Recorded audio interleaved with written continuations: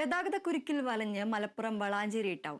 വിവിധ ആവശ്യങ്ങൾക്കായി ടൗണിലേക്ക് എത്തുന്നവർ മണിക്കൂറുകളോളമാണ് പലപ്പോഴും കുരുക്കിൽ കിടക്കേണ്ടി വരുന്നത്.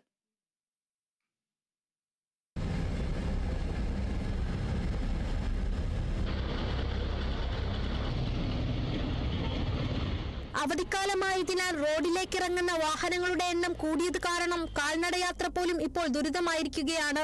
വലിയ ട്രക്കുകൾ ഉൾപ്പെടെയുള്ള വാഹനങ്ങൾ പകൽ തിരക്കേറിയ സമയത്ത് റോഡിലൂടെ സഞ്ചരിക്കുന്നതും കുരുക്ക് വർദ്ധിക്കുന്നതിന് കാരണമാകുന്നു. വിശേഷ ദിവസങ്ങളിലെയും ആഘോഷ സമയങ്ങളിലെയും വിപണിയിലെ തിരക്കും പ്രതിസന്ധിക്ക് ആക്കം കൂട്ടുന്നു.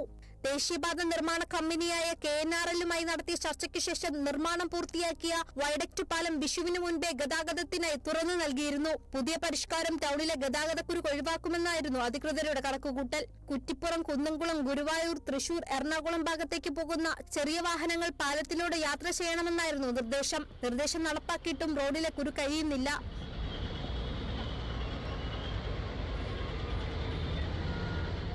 കഴിഞ്ഞ ദിവസം ഇവിടെ പാലമടച്ചതോടെ ഗതാഗതക്കുരുക്ക് രൂക്ഷമായിരിക്കുകയാണ്. ട്രാഫിക് പോലീസുകാരുടെ ഇടപെടൽ പ്രശ്നത്തിന് ചെറിയ രീതിയിൽ പരിഹാരമാവുന്നുണ്ടെങ്കിലും രാത്രി ഏറെ വൈകിയും ഗതാഗതക്കുരുക്ക് തുടരുന്ന സാഹചര്യത്തിൽ കൂടുതൽ ഫലപ്രദമായ സംവിധാനം വേണമെന്നാണ് ആവശ്യം.